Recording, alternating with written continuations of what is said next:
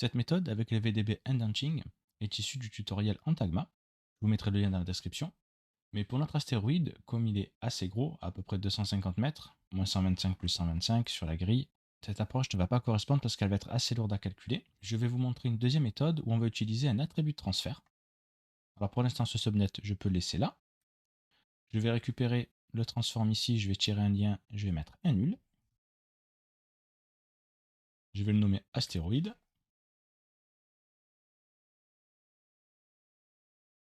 Après toute cette partie-là, on la supprimera.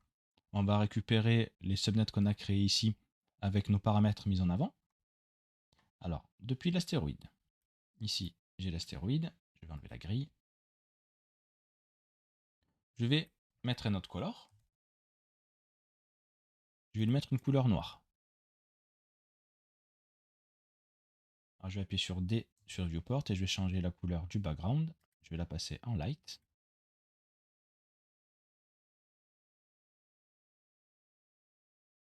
Ensuite, je vais récupérer nos rochers, parce qu'on va commencer par utiliser nos gros rochers.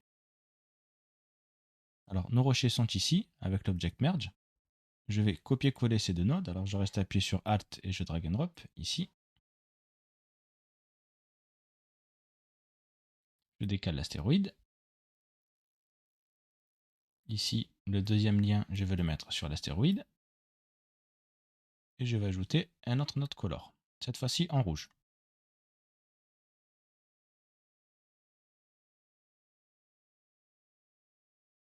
Alors ici, il va manquer un attribut density. C'est le convexity ici qui n'existe pas encore. Je vais mettre un labs mesure curvature.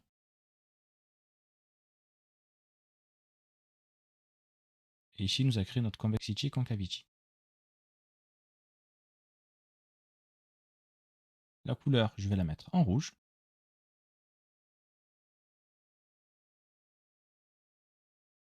Et je vais utiliser un node attribut de transfert. Alors, du node color 1, je fais tabulation attribut de transfert.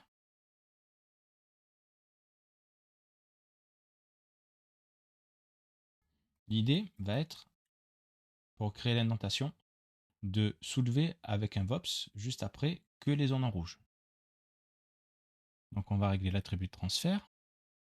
Ici les primitives, je veux pas, je veux que les points. Et je veux la couleur, CD. Les conditions, je vais mettre le distance threshold à 3 et le blend width à 2.5. Ensuite, on va mettre un attribut de VOP. L'attribut de VOP est sur les points. C'est là où il y a notre couleur. Notre couleur est bien sur les points.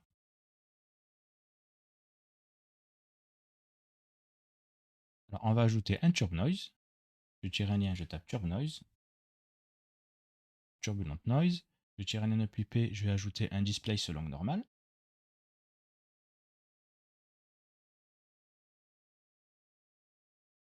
Je mets le amount, la sortie du noise dans le amount, et le display P sur le P. Là, il fait un display sur tout l'astéroïde. Nous, ce qui nous intéresse, c'est que la zone en rouge. Alors, on va ajouter juste un multiply. En ouvrant la géométrie spreadsheet, au niveau des points, on voit que la couleur R va changer entre 0 et 1. C'est l'attribut transfert qu'on a utilisé. Mais la couleur verte et bleue, elle ne va pas bouger. Elle va rester tout le temps 0. Donc, on va se servir de la couleur rouge pour multiplier notre noise. Alors, je récupère la CD. Je récupère la couleur. Je fais tabulation vector to float. Parce que dans le CD, dans l'attribut CD, j'ai RGB. Donc moi, ce qui m'intéresse, c'est juste le R, le numéro 1. Je vais faire multiply. Je vais prendre la sortie du turb noise. Je le mets ici et je vais le mettre dans amount. Et là, on va avoir du noise que sur les zones rouges. Ensuite, le displacement, je peux le mettre à 0.5. Et ici, dans le multiply, je vais ajouter un constant.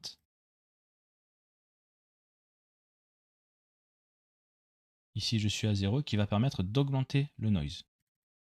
Je vais le passer à 10. Le turb noise, je vais descendre la fréquence à 0.09. et je le passe en 3D Noise.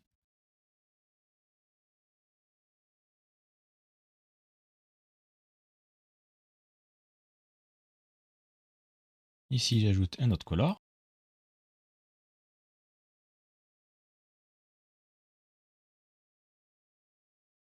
Et là, on va voir où les rochers vont être implémentés. Il va y avoir une bosse, comme ici.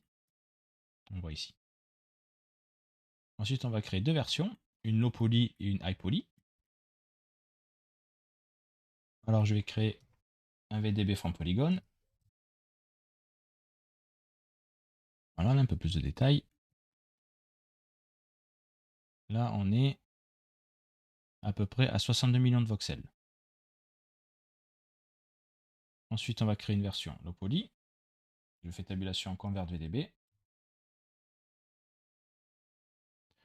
Je le passe en polygone. Adaptivity, je le mets à 1.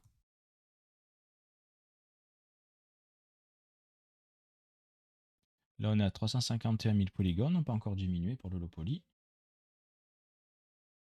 Je vais mettre un poly reduce. Et tout ce setup sera exécuté automatiquement avec les PDG par la suite. On fera juste des variations random et on aura tous nos astéroïdes qui seront recalculés. On va sélectionner Polygon Count et on va mettre 100 000. Alors 100 000 polygones. Je duplique le convert VDB. Sauf qu'ici, Adaptivity, je le mets à 0. Pour avoir toute la résolution. Donc là, j'ai le high poly. Et j'ai mon low poly ici. Je fais un dernier petit check rapide sur le convert VDB, je le mets en template. Et la silhouette, là ce que je revérifie, c'est la silhouette. Par contre, oui, ça fait beaucoup de poly. Ce que je check, c'est vraiment la silhouette, c'est pas trop mal. Donc on a assez bon au niveau polygone.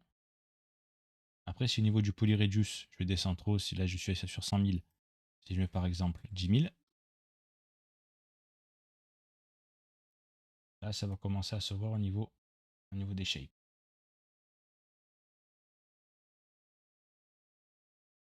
Ici, là, on le voit surtout au niveau de l'arc.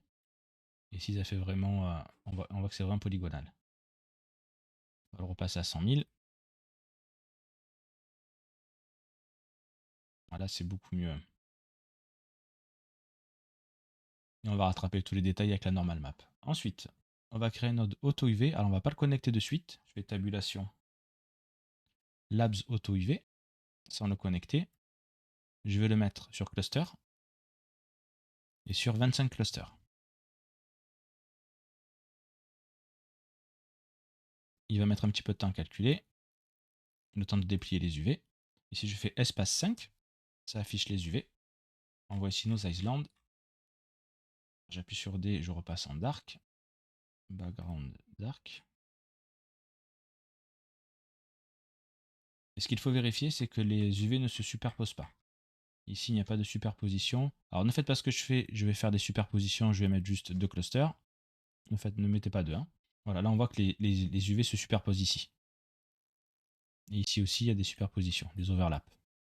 Donc là, ça veut dire qu'à cet endroit de l'astéroïde et à cet endroit de l'astéroïde, il y aura la même texture. Donc je vais repasser sur 25. Voilà, et ici, on ne voit pas d'overlap. J'ai vu apparaître les overlaps à partir de 20 clusters. Je fais espace 1. Pour changer la vue du viewport ou accéder aux UV, vous pouvez aller ici. Vous pouvez aller ici dans perspective, set view, et vous avez les UV viewport ici, 5 ou pas de 5. Ensuite, on va sauvegarder avec un file cache. Je tire un lien file cache. Pas le labs, le file cache standard. Je vais le nommer Asteroid Big Rock GeoEye.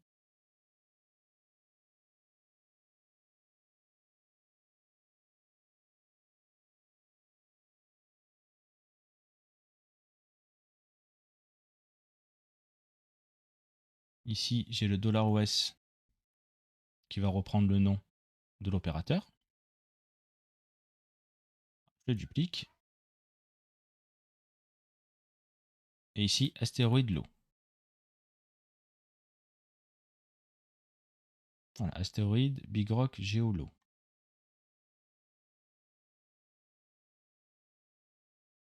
sélectionner 2. Dans Advanced, Harden Base Name on Save est bien décoché. Et je peux faire Save to Disk.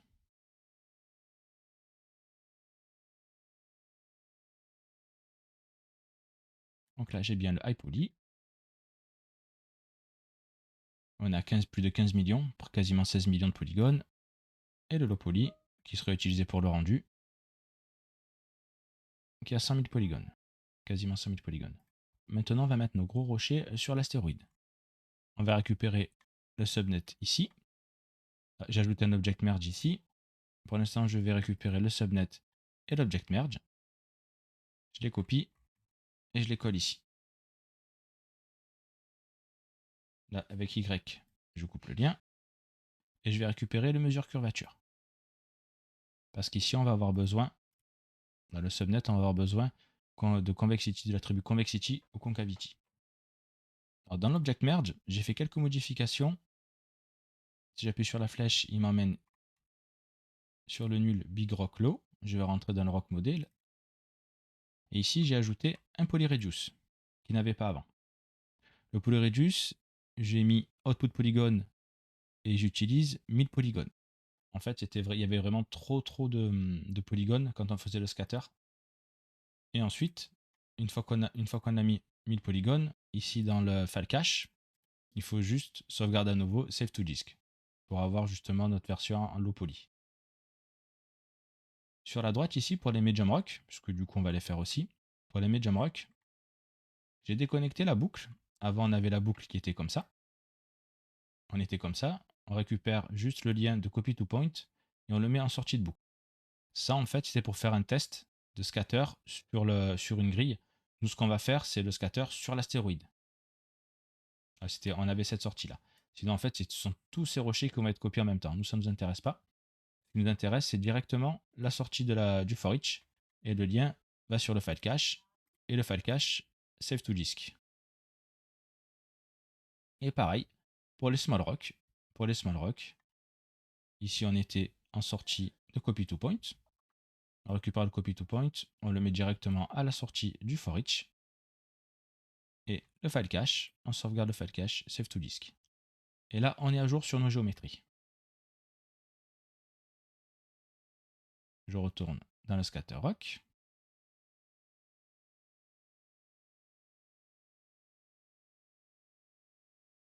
Voilà, donc là, on a nos rochers. Et on va pouvoir faire juste un merge pour voir ce que ça donne rapidement. Ici, j'ai mon high poly. Alors, le high poly, c'est pas le high poly qui va être rendu, ça va être le low poly. Mais pour l'instant, on n'a pas encore créé la normal map. Là, c'est juste pour avoir un aperçu. Et là où on a créé justement les zones qui sont surélevées, on va avoir un rocher. Comme ici. Alors, ça permet d'avoir une forme un peu plus réaliste. Ça donne l'impression que le rocher n'est pas juste posé à la surface.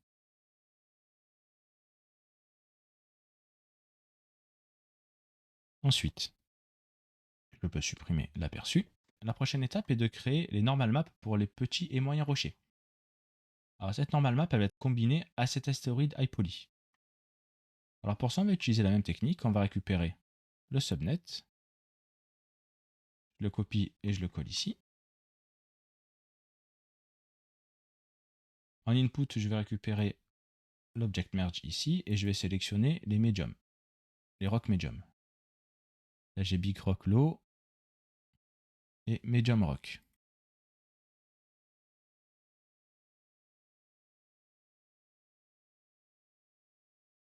Et en second input, je vais récupérer le mesure curvature. C'est toujours pour avoir l'attribut convexity. Et ici, je le connecte ici. Donc là, le premier object merge, je vais le nommer get big rock.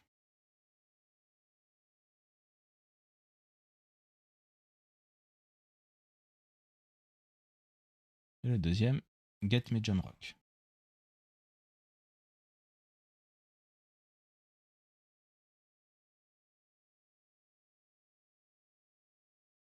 Donc là, dans le rocher medium, alors je vais les laisser en vert pour l'instant. L'idée va être de répartir ces medium rock à l'endroit où il n'y a pas de gros rochers. Alors, je vais recréer un aperçu mis depuis le lot poly. Je fais un merge.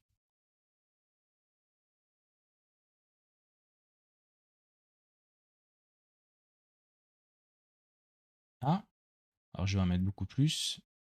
Ici, si je vérifie, je suis à 80 000 polygones pour la totalité. OK. Je vais en mettre 500. Voilà, ils sont répartis partout. Donc juste avant le scatter qui vient ici, on va utiliser un attribut de VOP.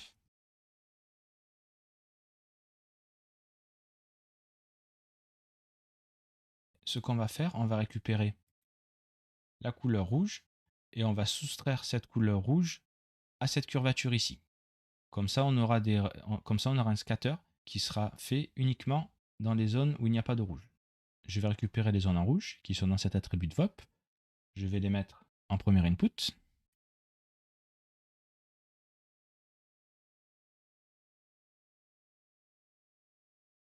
Et en deuxième input, je vais récupérer le mesure curvature.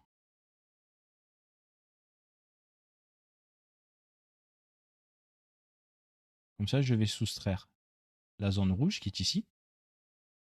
Je vais la soustraire des mesures curvature qui sont ici.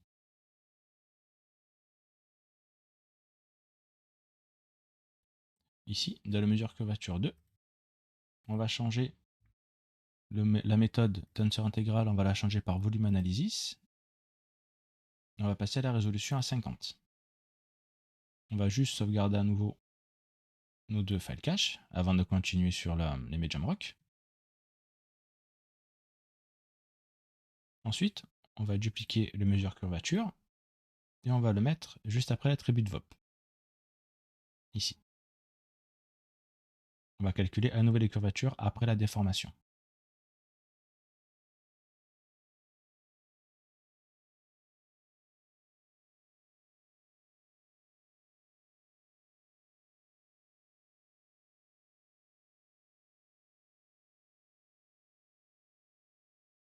Maintenant, on voit que les rochers sont partout. On va utiliser un point VOP pour les distribuer et on va soustraire la position de nos rochers, c'est-à-dire tout ce qui est en rouge ici. On va enlever tout ce qui est en rouge de la position sur laquelle il devrait être. Alors ici, je mets l'affichage sur le merge. Je fais tabulation point VOP.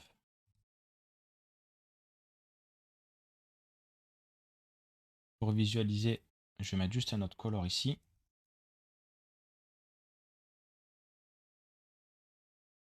Je vais afficher ROM form attribute et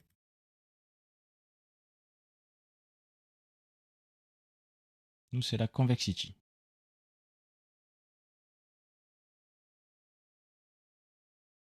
Voilà, les zones où les rochers moyens vont être dispatchés.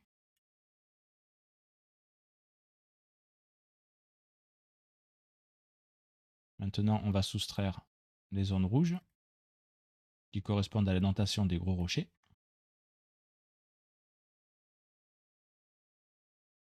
En input 1, j'ai les zones rouges. Alors en input 1, je vais mettre directement les zones rouges après l'attribut VOP. En input 2, je vais mettre nos zones convexes. Et on va soustraire des zones convexes, on va soustraire les zones rouges qui viennent d'ici. Alors, ce qu'on va faire, c'est que je vais faire également un petit attribut de blur. Donc ici, je vais ajouter un attribut de blur. C'est sur la couleur, pour pas que les medium rocks soient collés sur l'indentation, pour avoir un petit peu de marge. Alors l'attribut, c'est CD. Je vais mettre 50. Voilà, on voit c'est beaucoup plus smooth. Si je mets 0, original, et je vais mettre 50. On sait que dans cette zone, il n'y en aura pas.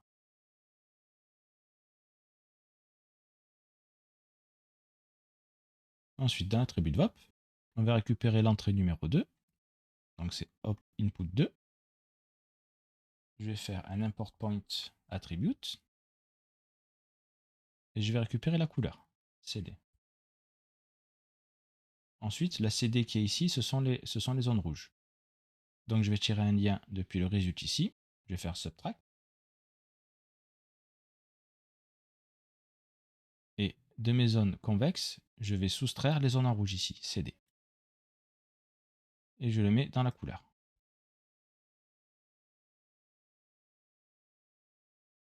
Ici, il me prend les trois couleurs RGB. Alors, ce que je dois ajouter, c'est un vector to float. Et le vector to float, je prends la couleur rouge R, qui sont les zones en rouge. Donc, on voit les zones en rouge sont vraiment toutes noires.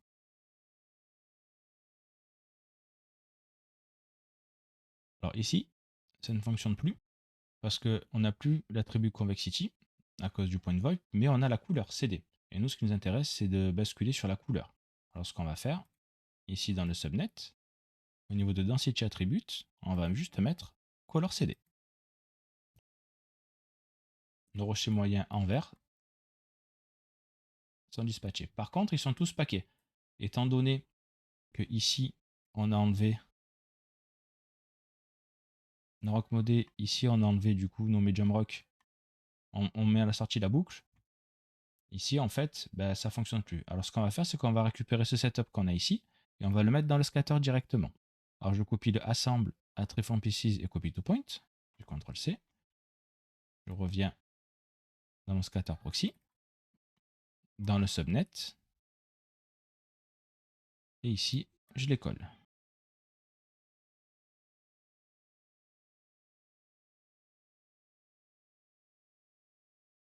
Donc là, le scatter est déjà connecté. Ici, il faut le mettre au niveau du round scale.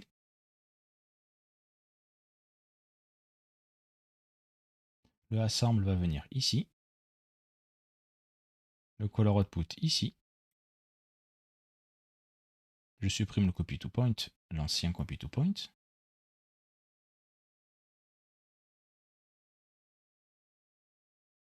Et ça devrait fonctionner. On va avoir des rochers, nos rochers différents qui sont éparpillés. Ici, on voit, voilà, j'ai deux rochers différents. Je repasse sur le scatter proxy.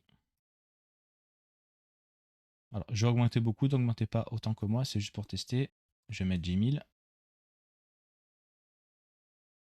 Voilà, 10 000 rochers, ils sont bien alignés sur les zones qu'on a définies. Je vais passer le scatter à 100 000. Voilà.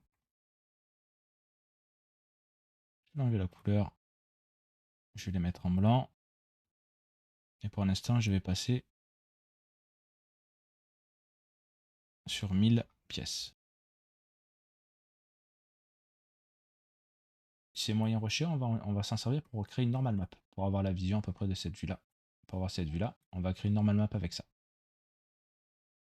Alors, on va mettre 5000. On va faire pareil pour les small rock. Alors, ça va aller un peu plus vite. Alors, pour les small rock, on va utiliser la même méthode, sauf qu'on va aussi soustraire la position des rochers moyens. Donc, on aura les gros rochers plus les rochers moyens à soustraire comme position. On va utiliser la même technique que ce point VOP. Ici, je vais le nommer Color Concavity.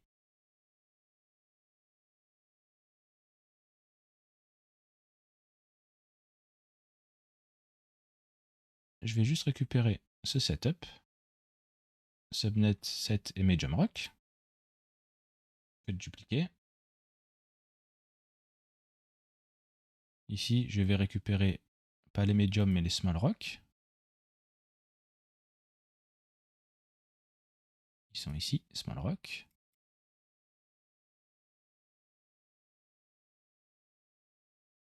Et ici, ils sont dispatchés avec des formes différentes. On va diminuer le scale parce que ceux-là, ce sont vraiment les tout petits rochers.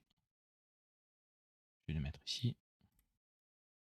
Pour l'instant, ils ne sont pas distribués correctement. Ils sont au même endroit que les rochers ici.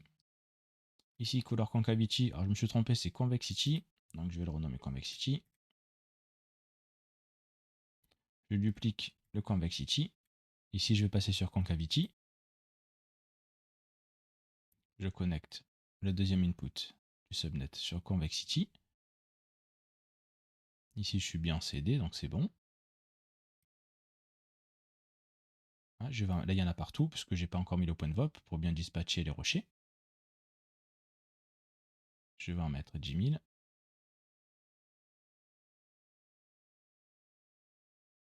maintenant, on va mieux les dispatcher. Alors, je vais créer un point de VoIP.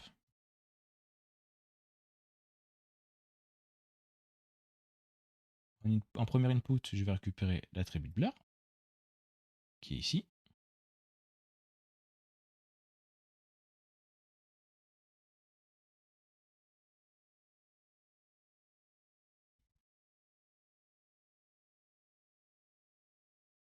En second input, je vais mettre le convexity. En troisième input, alors celui-là c'est le concavity.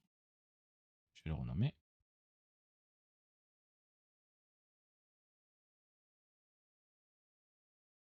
Maintenant, on va faire les soustractions. Je récupère la couleur, je fais un vecteur to plot pour avoir la couleur rouge. En input 2, je récupère la couleur aussi. Import point attribute sur le CD. Je le duplique. Pareil pour l'input 3. Donc là, on va soustraire l'input 2 de l'input 3. On a pour résumer, input 1, on va avoir toutes les zones en rouge. Input 2, on va avoir la disposition des rochers médium. Et input 3, on va avoir notre disposition des petits rochers. Donc en fait, de la disposition des petits rochers, on va soustraire l'input 2 et l'input 1. Donc de la position de nos petits rochers input 3, on va tirer un lien résulte, on va faire subtract. On va venir soustraire l'input 2. Et de cette soustraction, on va venir soustraire les zones en rouge ici, donc qui est le canal rouge. Je tire un lien ici, je fais tabulation subtract. Le canal rouge, et on va le mettre dans la couleur. Voilà. Et si on regarde la position de nos rochers,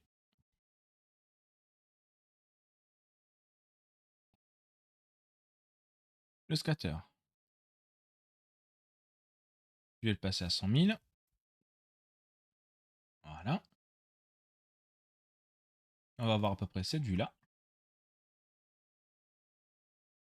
avec tous nos détails. Alors maintenant, on va créer la normal map. Alors normal map, on va ici au niveau de l'astéroïde Geo High. On va enlever le lien de l'astéroïde Low, on va le mettre sur le High pour créer la normal map.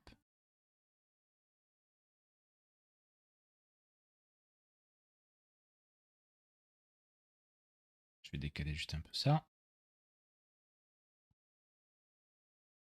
Alors ici, on a nos big rocks. Les big rocks, on ne les veut pas pour la normal map. On va mettre tous les petits rochers dans une normal map. Alors ici, on a des zones noires, c'est dû au normal. On va ajouter un node normal ici.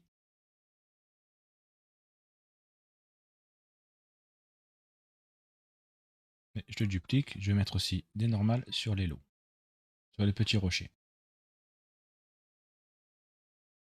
Je tire un lien depuis l'astéroïde Low, ici.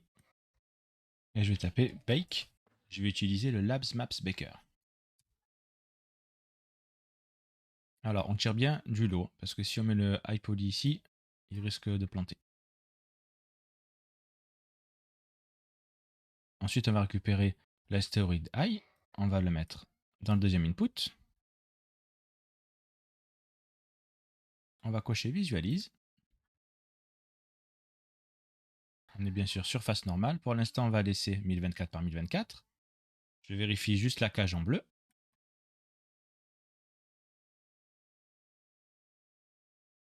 La cage, c'est ce qui va être projeté sur le low poly. Les détails du high poly sur le low poly. Vertex Color, je n'ai pas besoin. AO non plus. Nous, on veut pour l'instant que la normal map. J'appuie sur Render. Je peux décocher Visualise. Alors, on va essayer de prévisualiser la normale. Des fois, l'affichage bug. Là, c'est bon. Voilà. Alors oui, là, c'est l'affichage qui est un peu cassé. C'est juste Genie qui fait ça comme ça. Alors je vais faire une preview rapide sur Mantra. Pas besoin de faire ce que je fais, on fera vraiment à la fin du look dev, du rendu et du look dev.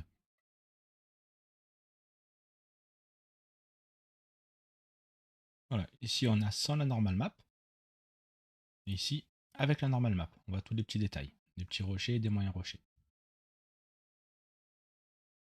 On va ajouter un nul. Je vais le nommer out astéroïde. Je vais récupérer le output qui est ici. Il est peut-être là, dans le output 0. Et je vais le mettre ici.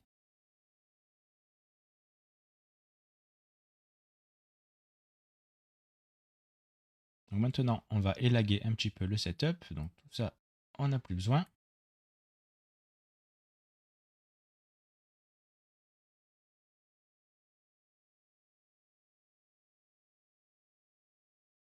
On va garder juste le Tommy. Fatal error. Je vais ajouter un merge pour la prévisualisation. Je vais récupérer l'astéroïde l'eau et les rochers. Je vais récupérer le big rock qui reste.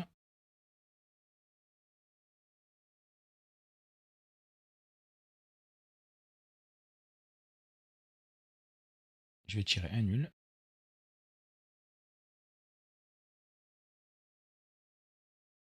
Je vais le nommer out prévise. Maintenant, on va intégrer notre setup dans notre workflow principal qui consiste à générer automatiquement les astéroïdes avec les PDG. On va intégrer les variations aussi dans l'astéroïde, dans les rocks modés. Et ensuite, on pourra s'attaquer au texturing. Je vais ouvrir ici l'astéroïde variation au niveau des PDG. Alors, je vais l'ouvrir dans le deuxième onglet.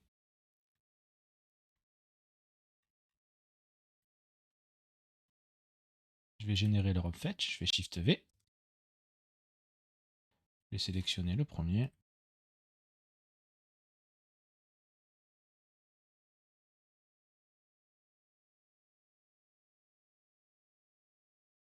Dans notre scatter rocks, ici, scatter proxy, on va utiliser les seeds pour le scatter.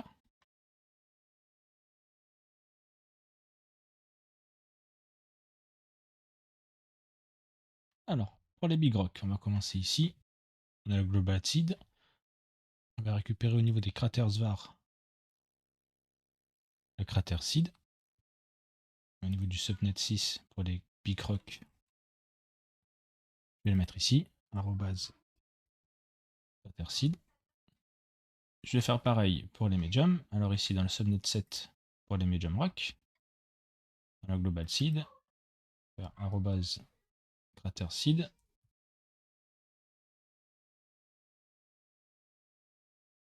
Ah, et ici c'est small rock, c'est pas medium.